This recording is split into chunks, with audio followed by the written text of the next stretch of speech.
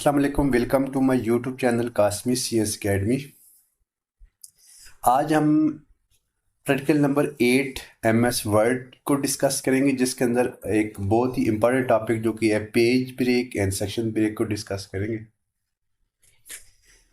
तो स्टूडेंट, इससे पहले मैंने 5 वीडियो लेक्चर अपलोड कर दिए, तो उनको आपने व्यू करना और अप्लाई करना है, क्योंकि आपका पेपर उनमें से आएगा। प्रैक्टिकल पेपर जो आपका वर्ड वाला जो 6 नंबर का पोर्शन है वो इन्हीं प्रैक्टिकल में से आएगा। और ये प्रैक्टिकल फेडरल बोर्ड ने आपके सामने उन्होंने आपकी लिस्ट भेजी है, तो उसमें बना रहा हूँ। और आज मैं बना रहा हूँ पेज ब्रेक और सेक्शन ब्रेक। पेज ब्रेक होता है कि जब आप MS वर्ड के अंदर कोई डॉक्यूमेंट बना रहे होते हैं, तो अगर आप चाहते हैं कि आपके डॉक्यूमेंट में मल्टीपल पेज हो, तो आप उसके लिए क्या यूज़ करते हो? पेज ब्रेक यूज़ करते हो।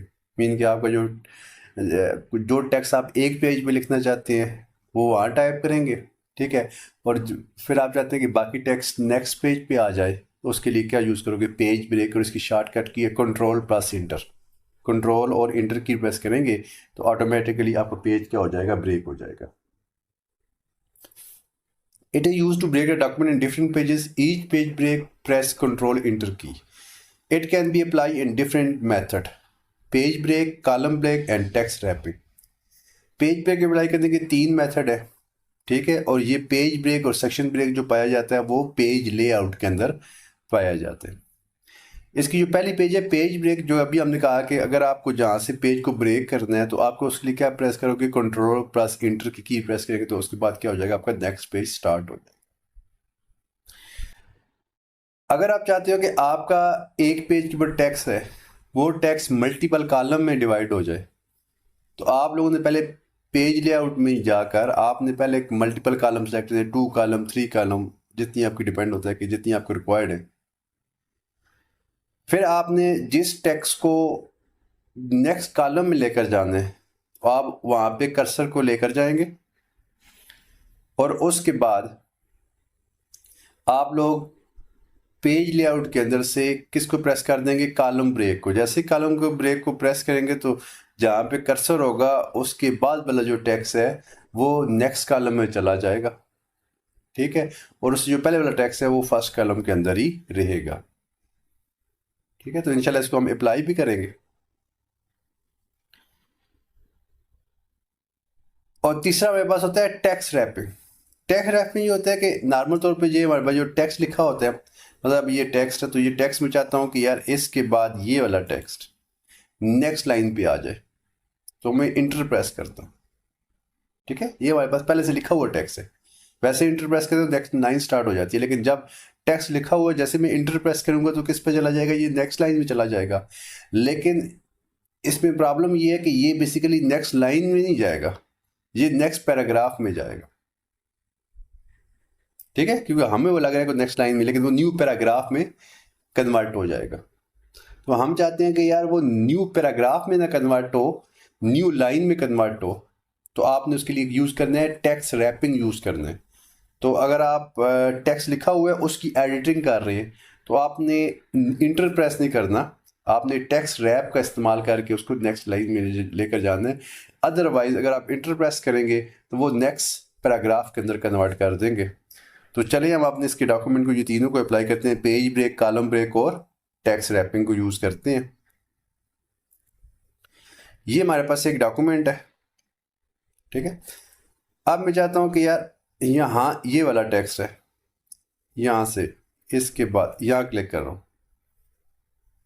या ये वाला, ये यहाँ पे इसके बाद नेक्स्ट पेज हो जाए, तो मैं क्या करूँगा? कंट्रोल इंटर प्रेस करूँगा, कंट्रोल इंटर, तो ये देखें आपका ये नेक्स्ट पेज पे आ जाएगा। इससे पहले वाला टेक्स्ट इस पेज पे है और इस वाले जो पहले वाला पेज है वो किस पे चला गया? नेक्स्ट पेज पे चला गया। पहला हो गया। दूसरा था कॉलम ब्रेक। कॉलम ब्रेक होने के लिए आप क्या करोगे? सपोज पहले इसको सिलेक्ट करते हैं,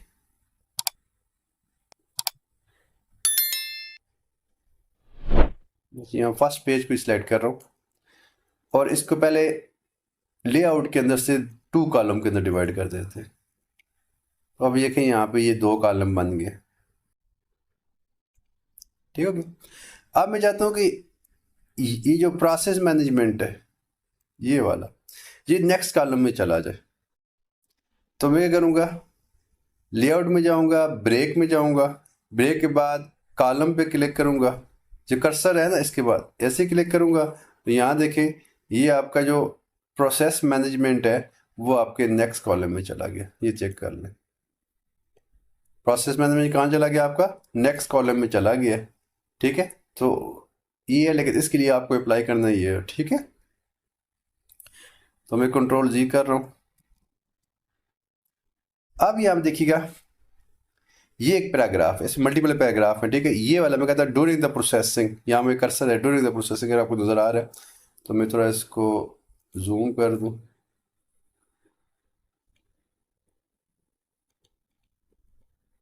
हाँ, नज़र आना चाहिए, ये वाला टेक्स्ट है। ठीक है, अब मैं इसे प्रेस करता हूँ इंटर की, देखना याद रखिएगा, ये देख लें इसने इसको न्यू पैराग्राफ के अंदर इंटर प्रेस किया तो ये दूसरी लाइन पे आ गया। ठीक है, अब इसमें देखते हैं कि इसमें डिफरेंस क्या है। ठीक है, और इसमें बैग लेकर जाता हूँ, यहाँ लेकर आता हूँ और इसमें टेक्स्ट रैपिंग करता हूँ। दोनों में डिफरेंस क्या, टेक्स्ट रैपिंग एक ही है। तो देखें वो पिछली लाइन कंप्लीट होगी, ये नेक्स्ट लाइन बनी है। ठीक है, उसमें स्पेस उसने कंप्लीट कर दी है, तो ये टेक्स्ट रैपिंग ही होता है कि ये न्यू लाइन हुई है, आपको ये न्यू पैराग्राफ नहीं है। ठीक है, तो चेक करते हैं कि न्यू पैराग्राफ में क्या डिफरेंस है। तो मैं कंट्रोल जी कर रहा हूँ, देखिएगा पहले ये देखें इंटर प्रेस किया,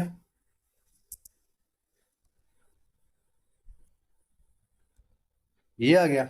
और अब जाकर ऊपर जाते हैं, होम के अंदर जाते हैं और पैराग्राफ लगाते हैं सिंबल। यहाँ देखिए एक पैराग्राफ है, ये पैराग्राफ है, यहाँ से न्यू पैराग्राफ स्टार्ट हो रहा है क्योंकि पैराग्राफ के एंड में लग जाता है। ठीक हो गया, आप कंट्रोल जी करते हैं और यहाँ से करते हैं जी, अगर आप चेक करते हैं पैराग्राफ कहाँ से स्टार्ट हो रहा है तो ये सिंपल होता है पैराग्राफ का, ये आप लगा सकते हो। आप लेआउट में जाएं, ब्रेक में जाए, रैपिंग के करें तो अब आ गया।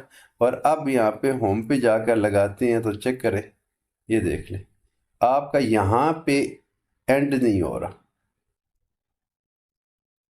आखिर के अंदर नहीं है, तो मतलब कि यहाँ पे इंटर की हुई न्यू लाइन है ये, वरना अगर ये पैराग्राफ होता तो यहाँ पे ये बस सिंबल है था, ये सिंबल पैराग्राफ के एंड में लगाया तो आप चेक कर सकते हो यहाँ से न्यू लाइन स्टार्ट हुई है, न्यू पैराग्राफ स्टार्ट नहीं हुआ। तो ये था आपका पेज ब्रेक। चैप्टर 3 स्टार्ट हो रहा है। अब मैं चाहता हूँ कि यार चैप्टर 2 के ऊपर मैं हेडर अप्लाई करूँ और उसमें लिखा हो चैप्टर नंबर 2 और ये चीज़ इसकी चैप्टर नंबर हेडर के अंदर आ जाए। ठीक है, तो मैं हेडर अप्लाई करूँगा, तो जब जैसे ही हेडर अप्लाई करूँगा तो वो पूरे डॉक्यूमेंट पे अप्लाई होगा।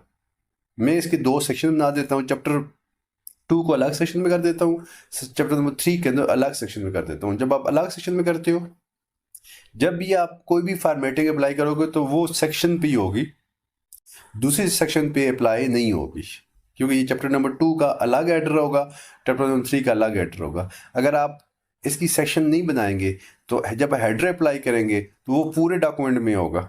ठीक है, तो हम स्पेसिफिक पोर्शन के अंदर आप मल्टीपल हेडर अप्लाई नहीं कर सकते।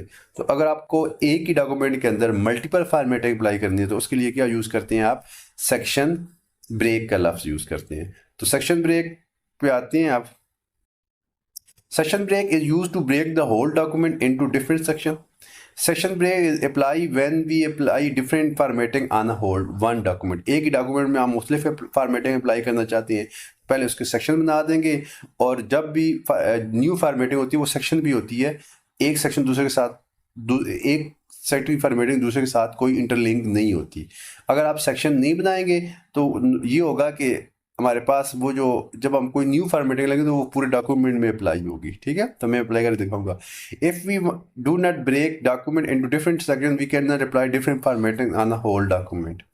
Section break apply into different 4 method. उसी तरह सेक्शन के अप्लाई करने के 4 मेथड, एक है नेक्स्ट पेज।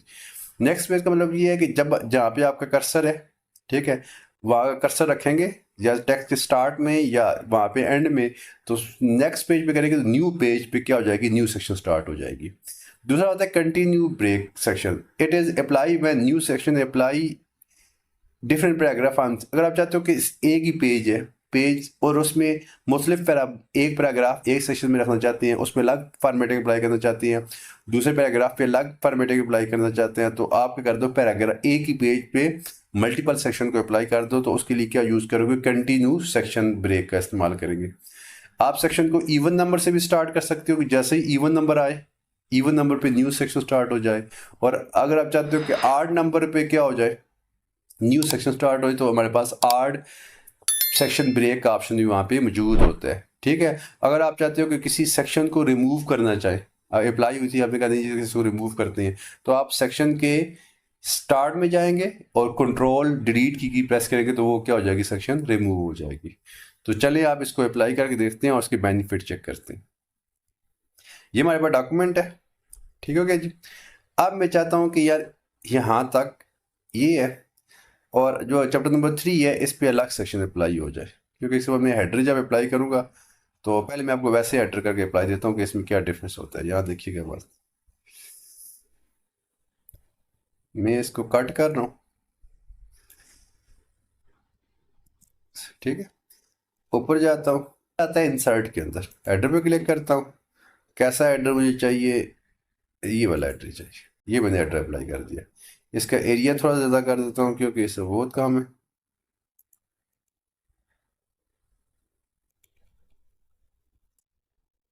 यहाँ पे हो जाएगा, ठीक है। तो ज़्यादा हो गया, बस चले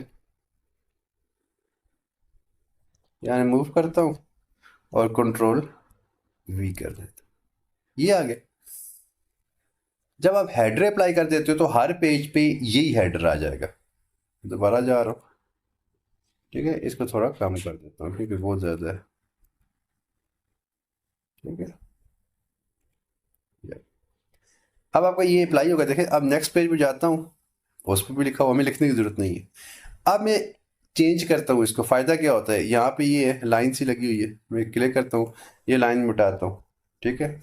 अब देखें ये थोड़ा सा इधर आ गया, नीचे यहाँ पे भी क्या हो जाएगा, ये अप्लाई हो जाएगा, तो आपको मल्टीपल नहीं हो, ठीक है। अब यहाँ से भी अप्लाई हो रहा है, ये सारा आप देखते जाएं तो आपका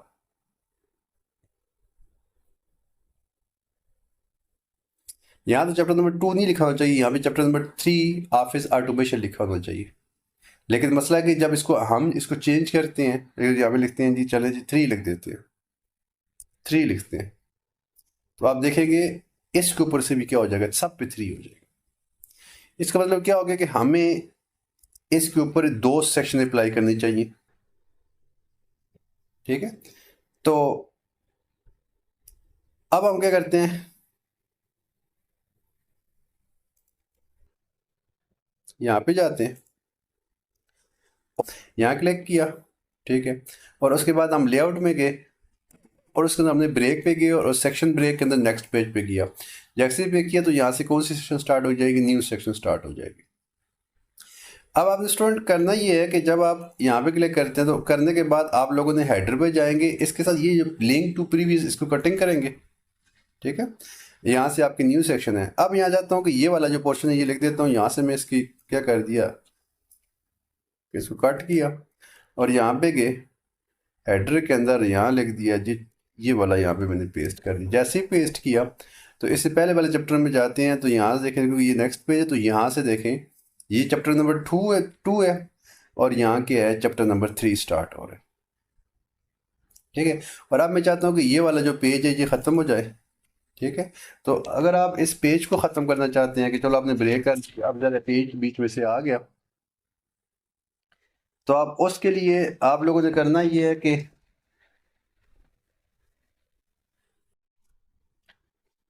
ठीक है, आप लोगों ने यहाँ करना है, क्लिक करने के बाद यहाँ पे आपने कंट्रोल जी प्रेस करना है, ठीक है।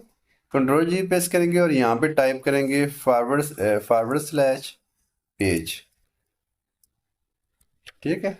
और गो टू कर देंगे और उसके बाद डिलीट की प्रेस करेंगे, तो और डिलीट की प्रेस करेंगे तो ये वाला पेज क्या हो जाएगा, डिलीट हो जाएगा, ठीक है। ताकि यहाँ पे पेज 2 है तो यहाँ पे देखें 3 है। और यहाँ पे अगर आप इसमें कोई चेंजिंग करना चाहते हैं, सपोज यहाँ पे करता हूँ इसको चैप्टर नंबर 2 को इसको मिटा देता हूँ, ठीक है, ये कर दिया, कर दिया। ये वाली इस पे अप्लाई नहीं होगी, ठीक है। इसमें जो चेंजिंग होगी तो वो इस सेक्शन पे आएगी, क्योंकि सेक्शन नंबर 2 है ये, और ये कौन सी है, सेक्शन नंबर 1 है, ठीक है। तो इस तरह आप कह सकते हो मल्टीपल सेक्शन अप्लाई कर सकते हो। इसके अलावा अगर आप इसके अलावा सेक्शन अप्लाई करने लेआउट के अंदर एक है, देखें यहाँ पे, ठीक है, यहाँ पे करता हूँ, लेआउट में जाए, ब्रेक है तो एक है, नेक्स्ट पेज, यहाँ पे कंटिन्यू, कंटिन्यू अगर आप एक ही पेज पे मल्टीपल सेक्शन बनाना चाहें तो वो कंटिन्यू कर देंगे। इवन नंबर से सेक्शन को स्टार्ट करना चाहते हैं या आड नंबर से करना चाहते हैं तो ये सेक्शन की क्या है, ब्रेक है। तो ये आपके पास क्या है, आपके पास बहुत ही अच्छा एक फीचर है कि आप अपने डॉक्यूमेंट की मल्टीपल सेक्शन बना सकते हैं। उम्मीद करता हूँ कि आज के लेक्चर की समझ आई होगी। अगर इसमें कोई आपको डाउट्स हैं या आप कंफ्यूज हैं, ठीक है, तो आप मुझे कमेंट बॉक्स में क्वेश्चन करेंगे, सर यहाँ से मुझे समझ नहीं आ रही कि इसमें थोड़ा मैं डाउटफुल हूँ। जब आप क्वेश्चन करेंगे तो फिर मैं आपको उसके आंसर दूंगा, तो ताकि मुझे पता चले कि आपको किस चीज़ में प्रॉब्लम आ रही है, ठीक है। तो अगर कोई डिफ़िकल्टीज आती है तो मुझसे क्वेश्चन पूछेगा।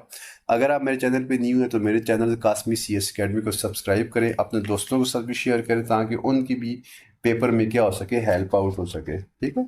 और ये दोनों ठीक है कि अगर आपने प्रैक्टिकल पेपर में फेल होते हैं तो पेपर में कुछ सब्जेक्ट पेपर में फेल हो जाएंगे, तो इसलिए आपने इसको अच्छी तरह तैयार करना है, ठीक है। छुट्टी भी आपकी काम है तो आप इस तरह आपने इसकी अच्छी तरह तैयारी करनी है।